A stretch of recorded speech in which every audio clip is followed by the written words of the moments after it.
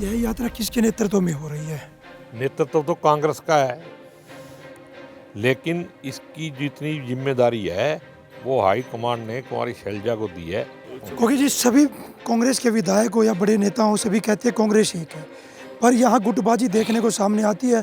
Meeting लेने पहुँचे कोई कार्यकर्ता, हुड्डा गुट का या हुड्डा कोई सोनीपत का विधायक आपकी बीजेपी और आरएसएस कोई भी राजनीतिक प्रोग्राम करेगी तो उसमें कांग्रेस वाले क्यों जाएंगे? अब चंपत राय जी का बयान पढ़ा आपने, वो कह रहे हैं कि ये तो रामानंद समुदाय का मतलब प्रोग्राम है, शंकराचार्य को इसीलिए नहीं बुलाया गया है। भाई ये मतलब सनातन धर्म का प्रोग्राम ही नहीं है। और ये कह रहे हैं कि हम ही ले आए 14 के बाद, जैसे कहते देश आजाद हुआ है, ऐसे ही श्री राम जी भी 14 के बाद ही आए। इनके चुंगल में हम फंसने वाले नहीं है, राम जी हमारे हैं, इनका पेटेंट नहीं है उस पर। कांग्रेस के विधायक शमशेर सिंह गोगी आज सोनीपत कार्यकर्ताओं की मीटिंग लेने पहुंचे हैं। गोगी जी, किस को लेकर आज मीटिंग थी? कौन सी यात्रा है? कब और कहां से वो यात्रा शुरू होगी? ये कांग्रेस जन संदेश यात्रा हिसार से 17 तारीख को शुरू होगी और ये आखिर में, सबसे आखिर में करीब फरवरी के 11-12 तारीख को जाके अम्बाड़ा में ख़त्म होगी। उसका प्रोग्राम बनाने के लिए पार्लियामेंट वाइज अलग अलग हम प्रोग्राम बनाते हैं, 2 दिन लगते हैं। तो हमारा अटेंटिव 2 दिन का प्रोग्राम है। जींद से शुरू करके पहले दिन गोहाना में रुकेंगे, अगले दिन गोहाना से शुरू करके सभी हलकों को कवर करते हुए गन्नौर में समापन करेंगे। यह यात्रा किसके नेतृत्व में हो रही है? नेतृत्व तो कांग्रेस का है, लेकिन इसकी जितनी जिम्मेदारी है वो हाई कमांड ने कुमारी शैलजा को दी है। वो और साथ में जितने भी नेता हैं कांग्रेस के, सबको कहा जाएगा, जो भी जहाँ जहाँ सहूलियत होगी। कुमारी शैलजा जी है जो हर जगह रहेंगी, बाकी लोग अपने अपनी सहूलियत के हिसाब से वहाँ। क्योंकि जी सभी कांग्रेस के विधायक हो या बड़े नेता हो, सभी कहते हैं कांग्रेस एक है, पर यहाँ गुटबाजी देखने को सामने आती है। मीटिंग लेने पहुँचे कोई कार्यकर्ता, हुड्डा गुट का या हुड्डा कोई सोनीपत का विधायक आपकी इस मीटिंग में नहीं पहुँचा। अब ये देखो, ये सब अपनी अपनी जगह पे बिजी होंगे। कहीं किसी को पहले से काम होया होगा। कई विधायक तो मेरे साथ ही थे, मलिक साहब भी वहाँ थे कल, सुरेंद्र पवार जी भी वहाँ थे, तो जयवीर भी वहीं था।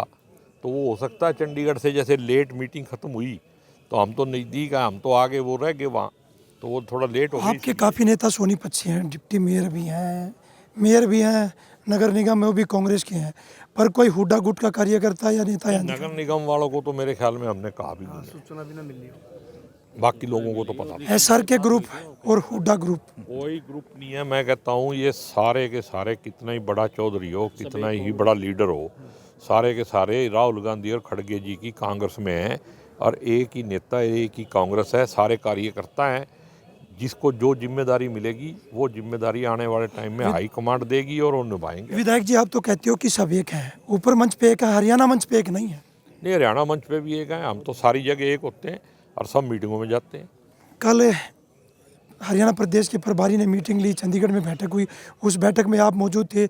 उस बैठक में ना शैलजा थी, ना सुरजेवाला, ना किरण चौधरी। वो दोनों जो हैं नेता दूसरे प्रदेशों के प्रभारी हैं, और वो अपने अपने कार्यक्रम में, जब उनको सूचना मिली तब तक वो ऑलरेडी पहले ही फिक्स कर चुके थे वहाँ के प्रोग्राम, इसलिए वो वहाँ नहीं पहुँच पाए।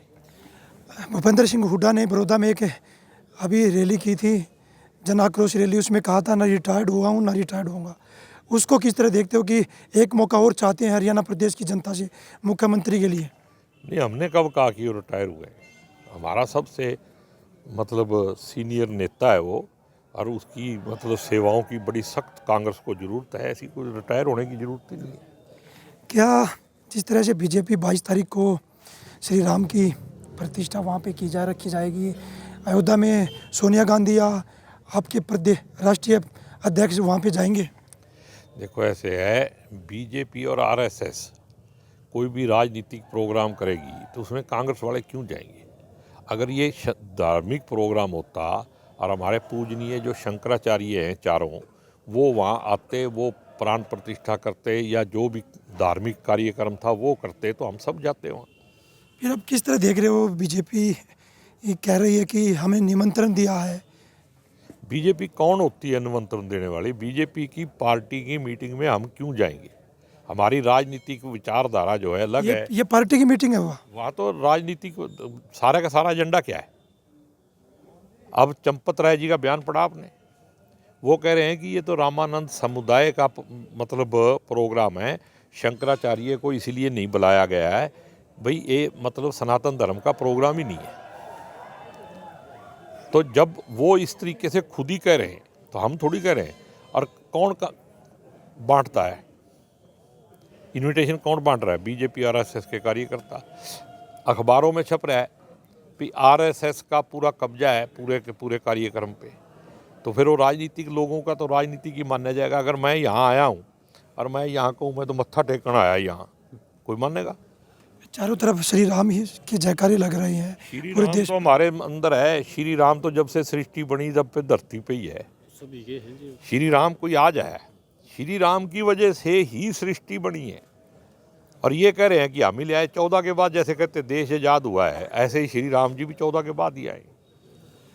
इनके चुंगल में हम फंसने वाले नहीं है। राम जी हमारे हैं, इनका पेटेंट नहीं है उस पर। कोकी जी, एक लास्ट सवाल है। हरियाणा में अगर इस तरह की गुटबाजी है, एसआर के ग्रुप और भूपेंद्र हुड्डा, अगर ऐसे गुटबाजी रही तो आने वाले लोकसभा या विधानसभा में नुकसान नहीं है? देखो, गुटबाजी अगर रहेगी, आपस में भेदभाव रहेगा तो नुकसान तो ही है। लेकिन मैं कह रहा हूँ कि कोई गुटबाजी नहीं है, कोई कुछ नहीं है। सारे के सारे एक मंच पे आएंगे और बिना राहुल गांधी के इनके पल्ले क्या है सबके। संगठन कब तक बनेगा हरियाणा में? ये तो बड़े नेताओं से पूछना, मेरा हाथ नहीं है उसमें। देखिए, शमशेर सिंह गोगी थे, इनका कहना है कि कांग्रेस एक है, कहीं गुटबाजी नहीं है और सब राहुल गांधी के नेतृत्व में कार्य कर रही है। एक जन संदेश यात्रा निकाली जाएगी जो 17 फरवरी को हिसार से शुरू होगी, सोनीपत से पवन राठी हरियाणा तक।